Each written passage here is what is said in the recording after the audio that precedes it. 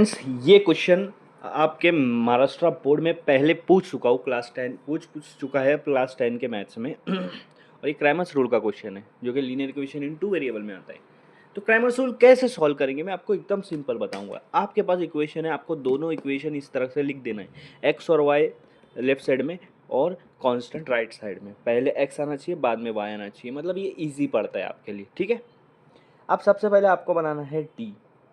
अब आप बोलेंगे ये डी क्या है, हमको डिटर्मिनेंट्स निकालना है, डी निकालना पड़ेगा। तो डी क्या होता है, देखो राइट साइड का हटा दो, लेफ्ट साइड में क्या दिख रहा है, 3x माइनस 4y दिख रहा है, 4x प्लस 3y दिख रहा है। x और y को भी हटा दो, अब क्या दिख रहा है, अब दिख रहा है 3 माइनस 4 4 प्लस 3, यही दिख रहा है ना। देखो x और y हटाकर, तो ये यहाँ लिख दो 3 माइनस 4 4 प्लस 3। इसका मतलब क्या है, x का जो कोएफिशिएंट है वो 3 4 यहाँ, y का कोएफिशिएंट माइनस 4 और 3 यहाँ।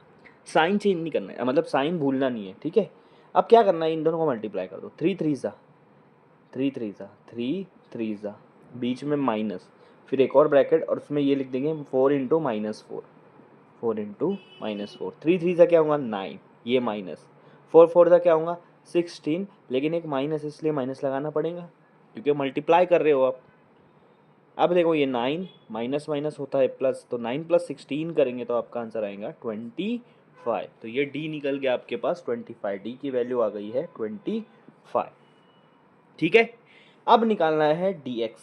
अब आप बोलोगे डी एक्स कैसे निकालते हैं, आपको डी के अंदर देखना है। पहले तो डी आपको सही से निकालना है, फिर डी के अंदर देखना है। क्या लिखे, 3 4 माइनस 4 3, ये 3 4 आपने एक्स के वहाँ से लिखे थे, ये एक्स के कोएफिशिएंट थे, माइनस 4 3 वाई का कोएफिशिएंट है। ठीक है, हाँ डी एक्स निकाल रहे हो, अब डी के साथ देखो एक्स है, तो ये एक्स वाले कोएफिशिएंट नहीं लिखना है, आपको सिर्फ वाई वाले लिखना है, माइनस 4 और 3। क्या किया मैंने, डी में से एक्स वाला हटा दिया है, वाई वाला लिखा है।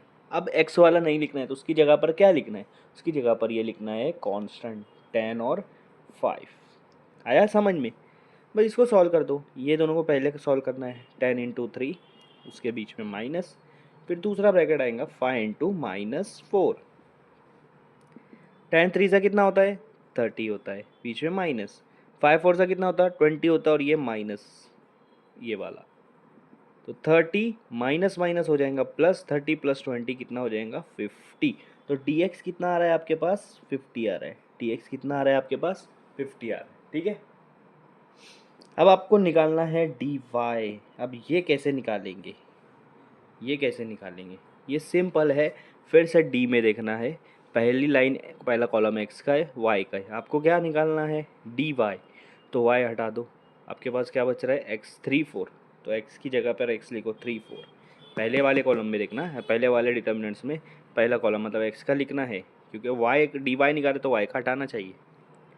अब वाई की जगह पे लिखेंगे कांस्टेंट 10 और 5, फिर सेम सॉल्व करो, 3 को 5 से मल्टीप्लाई करो, बीच में माइनस, और 10 को 4 से मल्टीप्लाई करो, 3 5 सा कितना होगा 15, 10 4 सा कितना होगा 40, 15 माइनस 40, एक प्लस एक माइनस आया तो बड़े में नंबर में से छोटा नंबर माइनस कर देना है, 40 में से 15 गया, कितना बचेगा 25।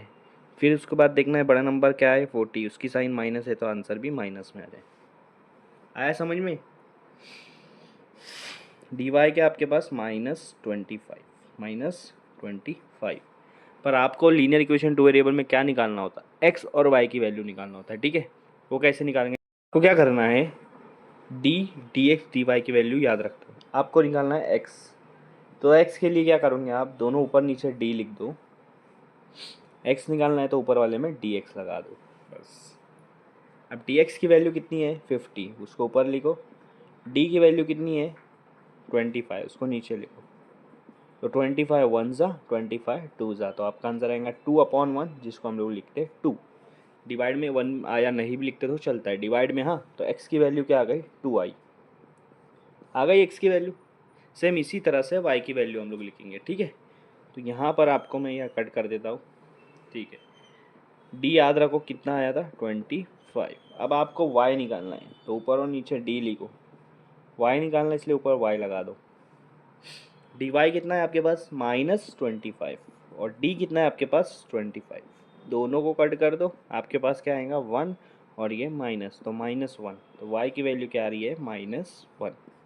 x की वैल्यू 2 और y की वैल्यू -1। ये आपका फाइनल आंसर है।